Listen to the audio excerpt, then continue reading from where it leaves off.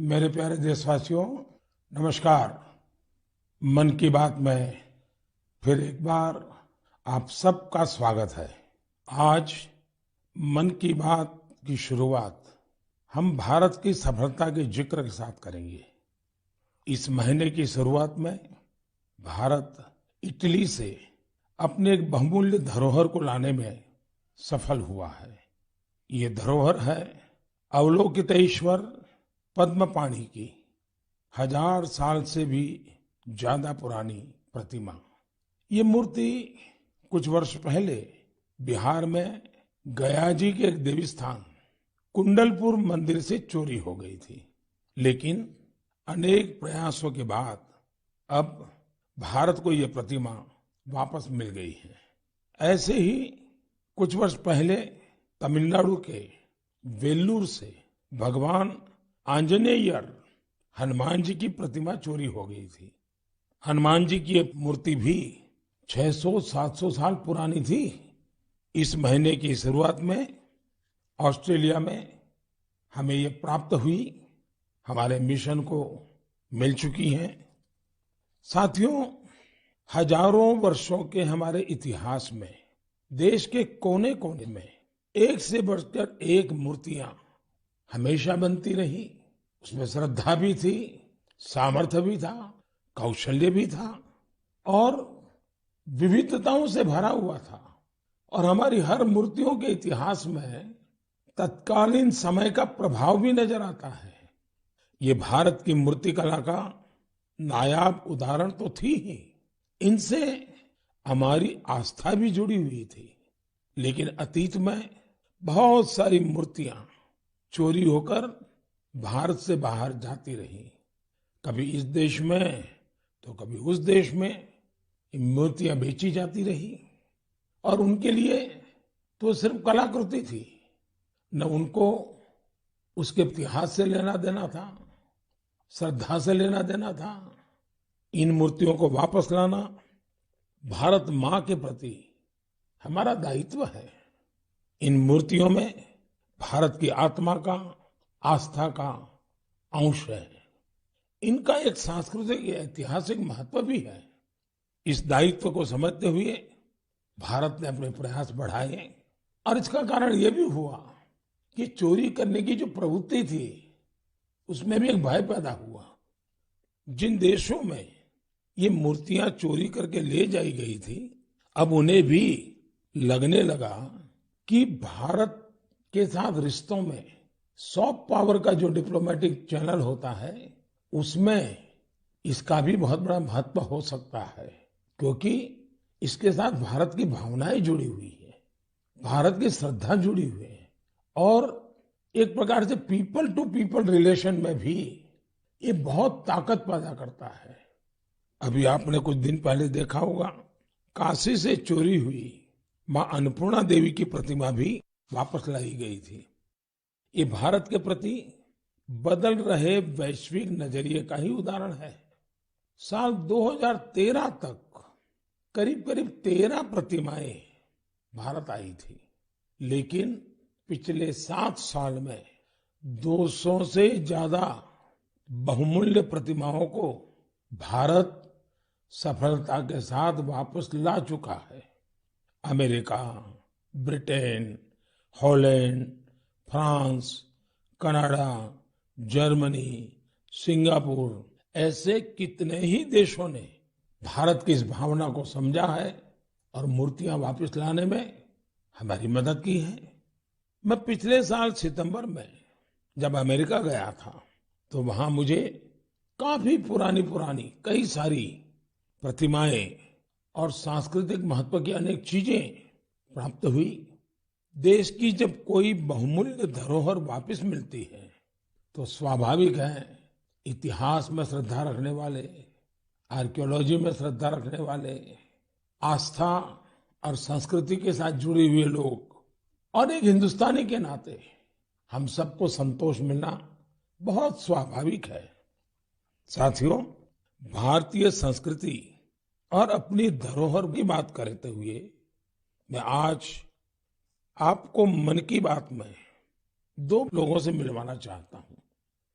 इन दिनों Facebook, Twitter और Instagram पर तंजानिया की दो भाई बहन किली पॉल और उनकी बहन नीमा ये बहुत चर्चा में है और मुझे पक्का भरोसा है आपने भी उनके बारे में जरूर सुना होगा।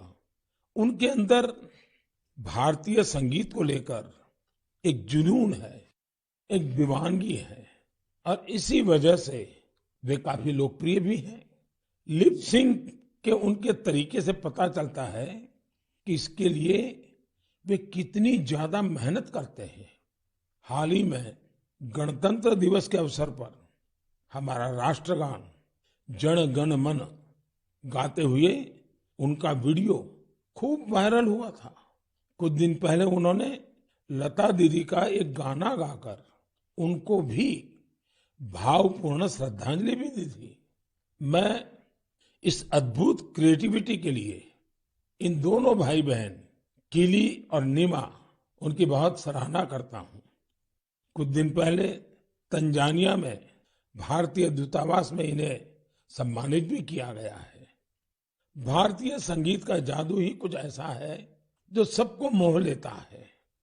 मुझे याद है कुछ वर्ष पहले दुनिया के 150 से ज्यादा देशों के गायकों संगीतकारों ने अपने अपने देश में अपनी अपनी वेशभूषा में पूज्य बापू का प्रिय, महात्मा गांधी का प्रिय भजन वैष्णव भजन गाने का सफल प्रयोग किया था।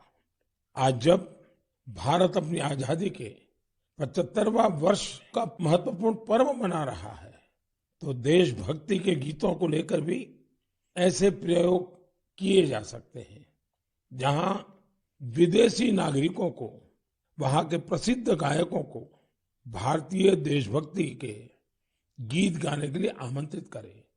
इतना ही नहीं, अगर तंजानिया में किली और नीमा भारत के गीतों को इस प्रकार से लिप सिंक कर सकते हैं तो क्या मेरे देश में, हमारे देश की कई भाषाओं में कई प्रकार के गीत हैं, क्या हम कोई गुजराती बच्चे तमिल गीत पर करें, कोई केरल के बच्चे असमिया गीत पर करें, कोई कन्नड़ बच्चे जम्मू कश्मीर के गीतों पर करें?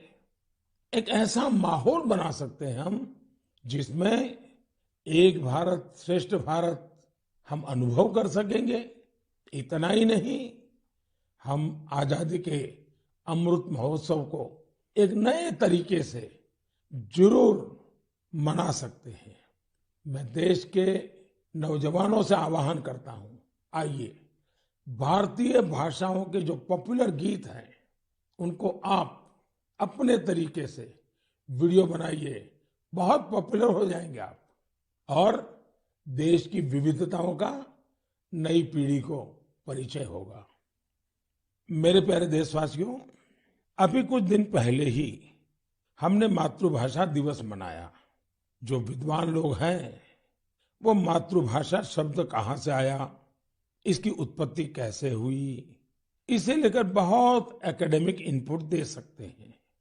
मैं तो मातृभाषा के लिए यही कहूंगा कि जैसे हमारे जीवन को हमारी माँ गढ़ती है, वैसे ही मातृभाषा भी हमारे जीवन को गढ़ती है। माँ और मातृभाषा दोनों मिलकर जीवन की फाउंडेशन को मजबूत बनाते हैं, चिरंजीव बनाते हैं। जैसे हम अपनी माँ को नहीं छोड़ सकते, वैसे ही अपनी मातृभाषा को भी नहीं छोड़ सकते। मुझे बरसों पहले की एक बात याद है। जब मुझे अमेरिका जाना हुआ तो अलग अलग परिवारों में जाने का मौका मिलता था कि एक बार मेरा एक तेलुगु परिवार में जाना हुआ और मुझे एक बहुत खुशी का दृश्य वहां देखने को मिला। उन्होंने मुझे बताया कि हम लोगों ने परिवार में नियम बनाया है कि कितना ही काम क्यों न हो, लेकिन अगर हम शहर के बाहर नहीं है तो परिवार के सभी सदस्य डिनर टेबल पर बैठ के साथ में लेंगे। और दूसरा, डिनर के टेबल पे कंपलसरी हर कोई तेलुगु भाषा में ही बोलेगा। जो बच्चे वहां पैदा हुए थे उनके लिए भी ये नियम था। अपनी मातृभाषा के प्रति ये प्रेम देखकर इस परिवार से मैं बहुत प्रभावित हुआ था। साथियों, आजादी के 75 साल बाद भी कुछ लोग ऐसे मानसिक द्वंद में जी रहे हैं जिसके कारण उन्हें अपनी भाषा, अपने पहनावे, अपने खान पान को लेकर एक संकोच होता है, जबकि विश्व में कहीं और ऐसा नहीं है। हमारी मातृभाषा है, हमें उसे गर्व के साथ बोलना चाहिए। और हमारा भारत तो भाषाओं के मामले में इतना समृद्ध है कि उसकी तुलना ही नहीं हो सकती। हमारी भाषाओं की सबसे बड़ी खूबसूरती ये है कि कश्मीर से कन्याकुमारी तक, कच्छ से कोहिमा तक सैकड़ों भाषाएं, हजारों बोलियां एक दूसरे से अलग लेकिन एक दूसरे में रची बसी हुई है। भाषा अनेक, भाव एक। सदियों से हमारी भाषाएं एक दूसरे से सीखते हुए खुद को परिष्कृत करते रही है, एक दूसरे का विकास कर रही है। भारत में विश्व की सबसे पुरानी भाषा तमिल है और इस बात का हर भारतीय को गर्व होना चाहिए कि दुनिया की इतनी बड़ी विरासत हमारे पास है। उसी प्रकार से जितने पुराने धर्मशास्त्र हैं उसकी अभिव्यक्ति भी हमारी संस्कृत भाषा में है। भारत के लोग करीब 121, यानी हमें गर्व होगा, 121 प्रकार की मातृभाषाओं से जुड़े हुए हैं और इनमें 14 भाषाएं तो ऐसी हैं जो 1 करोड़ से भी ज्यादा लोग रोजमर्रा की जिंदगी में बोलते हैं। यानी जितनी कई यूरोपियन देशों की कुल जनसंख्या नहीं है, उससे ज्यादा लोग हमारे यहाँ अलग अलग 14 भाषाओं से जुड़े हुए हैं। साल 2019 में हिंदी दुनिया की सबसे ज्यादा बोली जाने वाली भाषाओं में तीसरे क्रमांक पर थी। इस बात का भी हर भारतीय को गर्व होना चाहिए। भाषा केवल अभिव्यक्ति का ही माध्यम नहीं है, बल्कि भाषा समाज की संस्कृति और विरासत को भी सहेजने का काम करती है। अपनी भाषा की विरासत को सहेजने का ऐसा ही काम सूरीनाम में सुरजन परोही जी कर रहे हैं। इस महीने की 2 तारीख को वो 84 वर्ष के हुए हैं। उनके पूर्वज भी बरसों पहले हजारों श्रमिकों के साथ रोजी रोटी के लिए सूरीनाम गए थे। सुरजन परोही जी हिंदी में बहुत अच्छी कविता लिखते हैं। वहां के राष्ट्रीय कवियों में उनका नाम लिया जाता है। यानी आज भी उनके दिल में हिंदुस्तान धड़कता है। उनके कार्यों में हिंदुस्तानी मिट्टी की महक है। सूरीनाम के लोगों ने सुरजन परोही जी के नाम पर एक संग्रहालय भी बनाया है। मेरे लिए ये बहुत सुखद है कि साल 2015 में मुझे उन्हें सम्मानित करने का अवसर मिला था। साथियों, आज के दिन यानी 27 फरवरी को मराठी भाषा गौरव दिवस भी है। सर्व मराठी बंधू भगिनींना मराठी भाषा दिनाच्या हार्दिक शुभेच्छा। ये दिन मराठी कविराज विष्णु वामन शिरवाडकर जी, श्रीमान कुसुमाग्रज जी को समर्पित है। आज ही कुसुमाग्रज जी की जन्म जयंती भी है। कुसुमाग्रज जी ने मराठी में कविताएं लिखी, अनेकों नाटक लिखे, मराठी साहित्य को नई ऊंचाई दी। साथियों, हमारे यहाँ भाषा की अपनी खूबियां हैं। मातृभाषा का अपना विज्ञान है। इस विज्ञान को समझते हुए ही राष्ट्रीय शिक्षा नीति में स्थानीय भाषा में पढ़ाई पर जोर दिया गया है। हमारे प्रोफेशनल कोर्सेज भी स्थानीय भाषा में पढ़ाए जाए, इसका प्रयास हो रहा है। आजादी के अमृतकाल में इस प्रयासों को हम सब ने मिलकर के बहुत गति देनी चाहिए। ये स्वाभिमान का काम है। मैं चाहूंगा आप जो भी मातृभाषा बोलते हैं उसकी खूबियों के बारे में अवश्य जानें और कुछ न कुछ लिखें। साथियों, कुछ दिनों पहले मेरी मुलाकात मेरे मित्र और केन्या के पूर्व प्रधानमंत्री राइला ओडिंगा जी से हुई थी। ये मुलाकात दिलचस्प तो थी ही, लेकिन बहुत भावुक थी। हम बहुत अच्छे मित्र रहे तो खुल करके काफी बातें भी कर लेते हैं। जब हम दोनों बातें कर रहे थे तो ओडिंगा जी ने अपनी बिटिया के बारे में बताया। उनकी बेटी रोजमेरी को ब्रेन ट्यूमर हो गया था और इस वजह से उन्हें अपनी बिटिया की सर्जरी करानी पड़ी थी। लेकिन उसका एक दुष्परिणाम यह हुआ कि रोजमेरी की आंखों की रोशनी करीब करीब चली गई, दिखाई देना ही बंद हो गया। अब आप कल्पना कर सकते हैं उस बेटी का क्या हाल हुआ होगा, और एक पिता की स्थिति का भी हम अंदाज लगा सकते हैं, उनकी भावनाओं को समझ सकते हैं।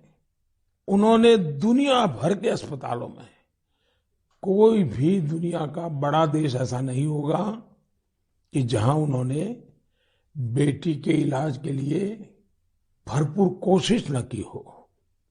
दुनिया के बड़े बड़े देश छान मारे, लेकिन कोई सफलता नहीं मिली और एक प्रकार से सारी आशाएं छोड़ दी। पूरे घर में एक निराशा का वातावरण बन गया।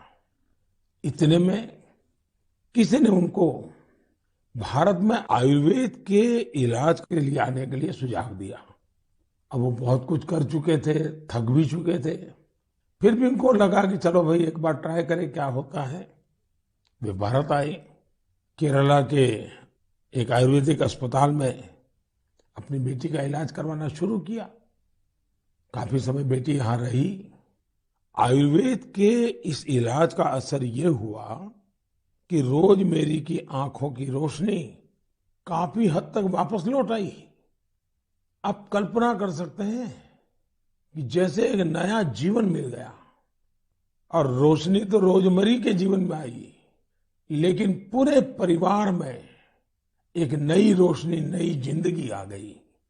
और ओडिंगा जी इतने भावुक होकर के बात मुझे बता रहे थे कि उनकी इच्छा है कि भारत के जो आयुर्वेद का विज्ञान है वो केन्या में ले जाए। जिस प्रकार के प्लांट्स इसमें काम आते हैं, उन प्लांट की खेती करेंगे और इसका लाभ अधिक लोगों को मिले, इसके लिए वो पूरा प्रयास करेंगे। मेरे लिए बहुत खुशी की बात है कि हमारी धरती और परंपरा से किसी के जीवन से इतना बड़ा कष्ट दूर हुआ। और ये सुनकर के आपको भी खुशी होगी। कौन भारतवासी होगा जिसको इसका गर्व न हो। हम सभी जानते हैं कि ओडिंगा जी ही नहीं बल्कि दुनिया के लाखों लोग आयुर्वेद से ऐसे ही लाभ उठा रहे हैं। ब्रिटेन के प्रिंस चार्ल्स भी आयुर्वेद के बहुत बड़े प्रशंसकों में से एक है। जब भी मेरी उनसे मुलाकात होती है वो आयुर्वेद का जिक्र जरूर करते हैं। उन्हें भारत के कई आयुर्वेदिक संस्थाओं की जानकारी भी है। साथियों, पिछले 7 वर्षों में देश में आयुर्वेद के प्रचार प्रसार पर बहुत ध्यान दिया गया है।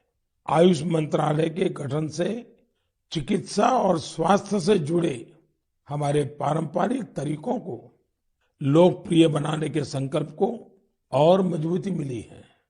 मुझे इस बात की बहुत खुशी है कि पिछले कुछ समय में आयुर्वेद के क्षेत्र में भी कई नए स्टार्टअप सामने आए हैं। इसी महीने की शुरुआत में आयुष स्टार्टअप चैलेंज शुरू हुआ था। इस चैलेंज का लक्ष्य इस क्षेत्र में काम करने वाले स्टार्टअप्स को आइडेंटिफाई करके उन्हें सपोर्ट करना है। इस क्षेत्र में काम कर रहे युवाओं से मेरा आग्रह है कि वे इस चैलेंज में जरूर हिस्सा लें। साथियों, एक बार जब लोग मिलकर के कुछ करने की ठान ले तो वो अद्भुत चीजें कर जाते हैं।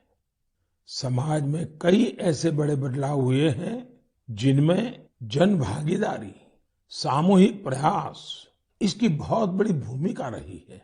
मिशन जल थल नाम का ऐसा ही एक जन आंदोलन कश्मीर के श्रीनगर में चल रहा है। यह श्रीनगर की झीलों और तालाबों की साफ सफाई और उनकी पुरानी रौनक लौटाने का एक अनोखा प्रयास है। मिशन जल थल का फोकस कुशलसार और गिलसार पर है। जन भागीदारी के साथ साथ इसमें टेक्नोलॉजी की भी बहुत मदद ली जा रही है। कहां कहां अतिक्रमण हुआ है, कहां अवैध निर्माण हुआ है, इसका पता लगाने के लिए इस क्षेत्र का बाकायदा सर्वे कराया गया। इसके साथ ही प्लास्टिक वेस्ट को हटाने और कचरे की सफाई का अभियान भी चलाया गया। मिशन के दूसरे चरण में पुराने वाटर चैनल्स और झील को भरने वाले 19 झरनों को रिस्टोर करने का भी भरपूर प्रयास किया गया। इस रिस्टोरेशन प्रोजेक्ट के महत्व के बारे में अधिक से अधिक जागरूकता फैले, इसके लिए स्थानीय लोगों और युवाओं को वाटर एम्बेसडर्स भी बनाया गया। अब यहाँ के स्थानीय लोग गिलसार लेक में प्रवासी पक्षियों और मछलियों की संख्या बढ़ती रहे, इसके लिए भी प्रयास कर रहे हैं और उसको देखकर खुश भी होते हैं।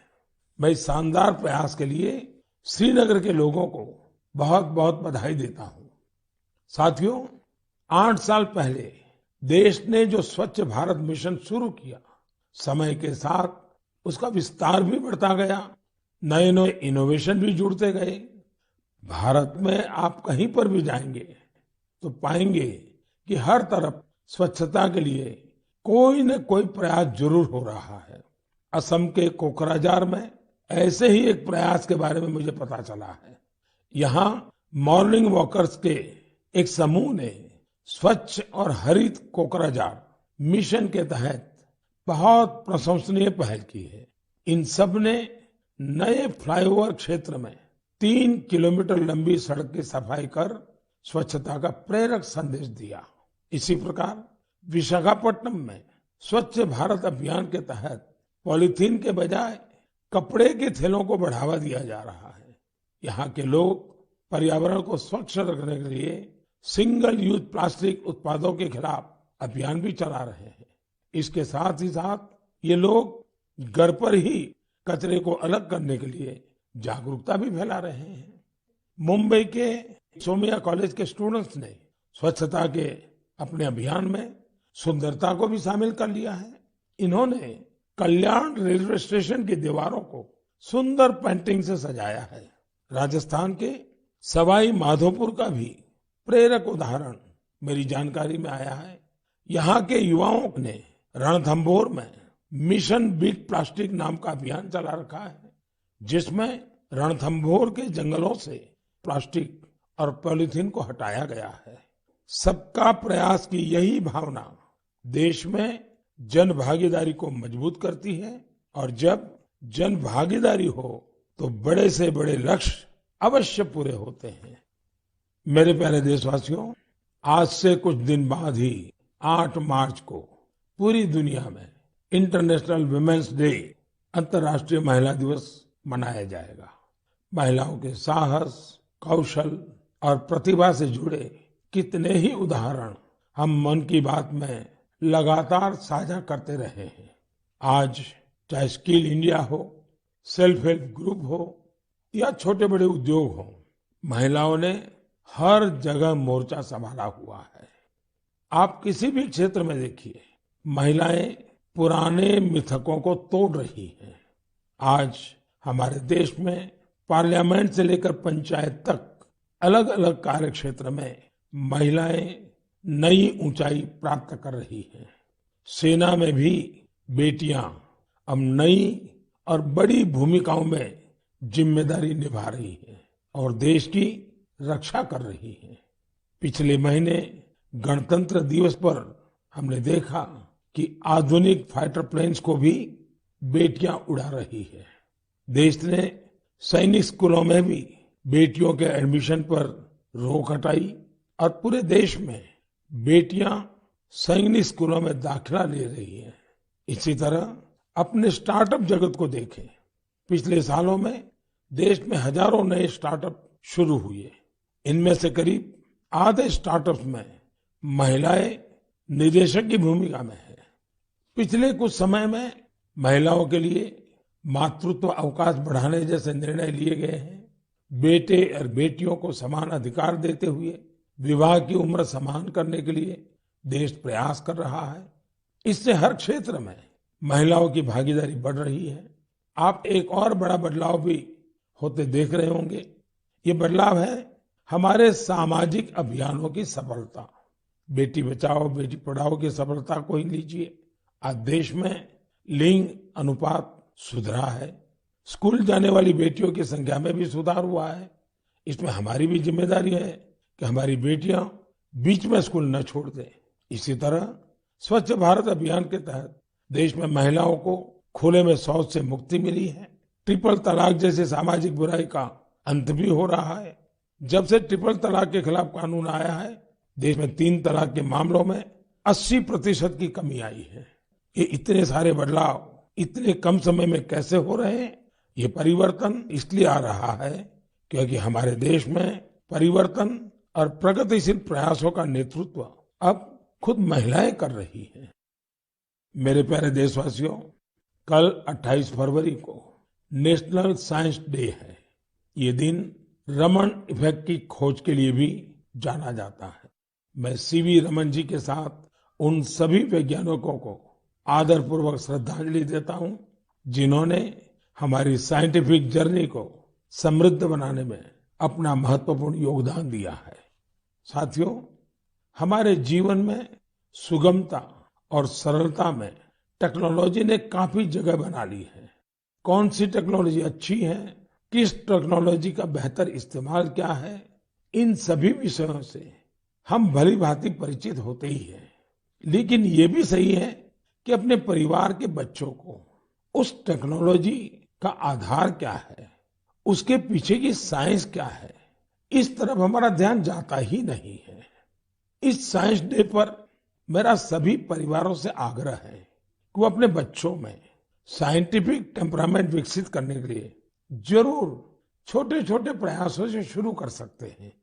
अब जैसे दिखता नहीं है, चश्मा लगाने के बाद साफ दिखने लगता है, तो बच्चों को आसानी से समझाया सकता है कि इसके पीछे विज्ञान क्या है।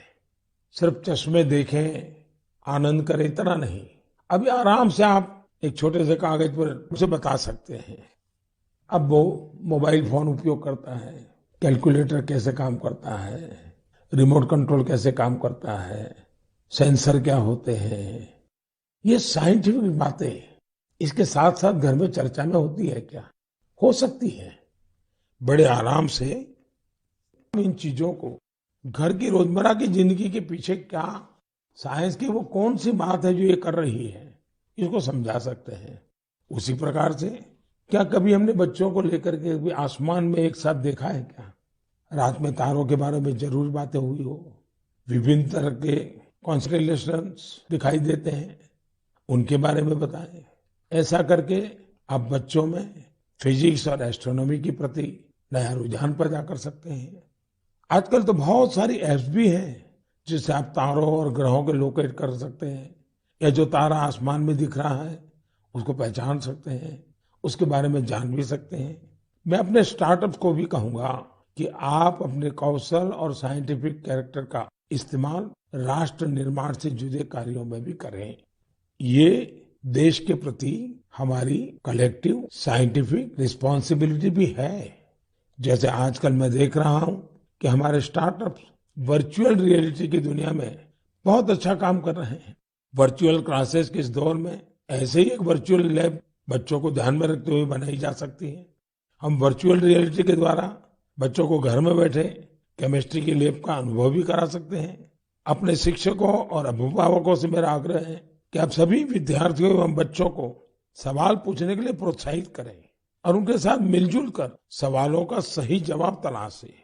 आज मैं कोरोना के खिलाफ लड़ाई में भारतीय वैज्ञानिकों की भूमिका की भी सराहना करना चाहूंगा।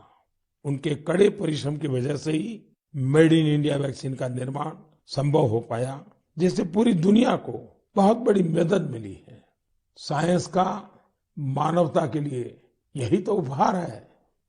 मेरे प्यारे देशवासियों, इस बार भी हमने अनेक विषयों पर चर्चा की।